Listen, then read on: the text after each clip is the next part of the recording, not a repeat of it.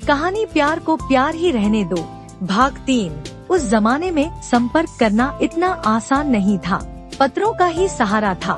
4-5 पत्र मैंने लिखे, लेकिन उसने एक भी पत्र का जवाब नहीं दिया। उससे संपर्क टूटने का मुझे बहुत दुख हुआ, लेकिन क्या करती। समय के साथ समझौता करना पड़ा।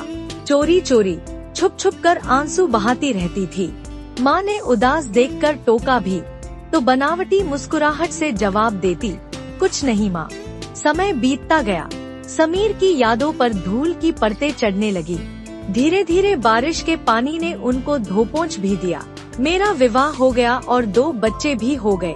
अपनी गृहस्थी की उलझनों में व्यस्त रहने के कारण उसका नाम कहीं सुनती तो उसका धुंधला सा चेहरा आंखों के सामने आ जाता। इससे अधिक और कुछ नहीं। और आज यह उसका फेसबुक पर अप्रत्याशित संदेश। उसने तो मेरे पूरे अस्तित्व को ही हिलाकर रख दिया था। पूरे बदन में जैसे बिजली सी कौंध गई हो। इसी को तो पहले प्यार की अनुभूति कहते हैं, जो उम्र के इस पड़ाव में भी नहीं बदलती। पूरी रात आंखों में ही कट गई। सुबह के 5 बज रहे थे। मैंने अपने विचारों पर झटके से विराम लगाया और उठकर मुंह हाथ धोकर सुबह टहलने के लिए निकल गई।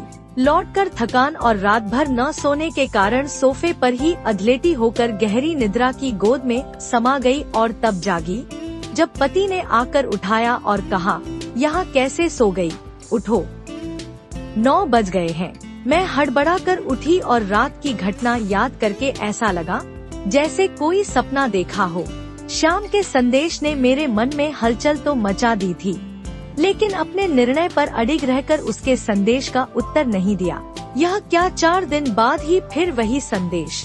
इस बार मेरा मन डोल गया और मैंने अपने मन को समझाया, बात करने में हर्ज ही क्या है, देखो तो सही वह क्या कहना चाहता है। इतने सालों बाद उसके जीवन में क्या परिवर्तन आया है। मैंने एक्सेप्ट पर क्लिक कर दिया और जवाब में थोड़ा बनावटी रोष दिखाते हुए लिखा, हाँ तुमने सही पहचाना, मैं पाखी त्रिपाठी ही हूँ। इतने सालों बाद तुम्हें कैसे मेरी याद आई? याद तो उसकी आती है जिसे भूला गया हो। मैं तो तुम्हें कभी भूला ही नहीं, उसने सादगी से जवाब लिखा।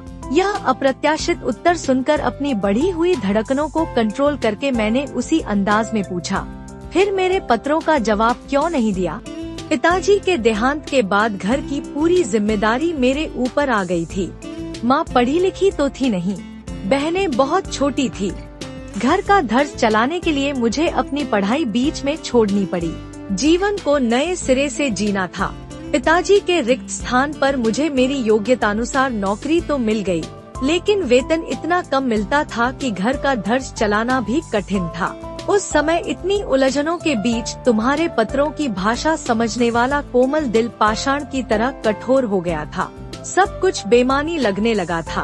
उफ, इतनी तकलीफें झेली तुमने, मुझे बताते तो। मैंने उदास मन से उत्तर दिया, तो उसने बीच में ही बात काट कर लिखा, क्या फायदा होता, तुम्हें भी दुख ही पहुँचता। जब पूरा भविष्य ही अंधकारमय लग रहा था, तब अपनी रुचि के बारे में तो सोच भी नहीं सकता था। लेकिन 2 साल बाद मैं ऑफिस के काम से मुंबई गया, तो तुम्हारे घर भी गया था, लेकिन तब तक तुम लोग वहाँ से जा चुके थे। उसके बाद कैसे संपर्क करता तुमसे? काश उस जमाने में भी मोबाइल होता तो कितना अच्छा होता। कहानी पसंद आए तो इस चैनल को लाइक करें, शेयर करें, भाग 3 के लिए सब्सक्राइब करें।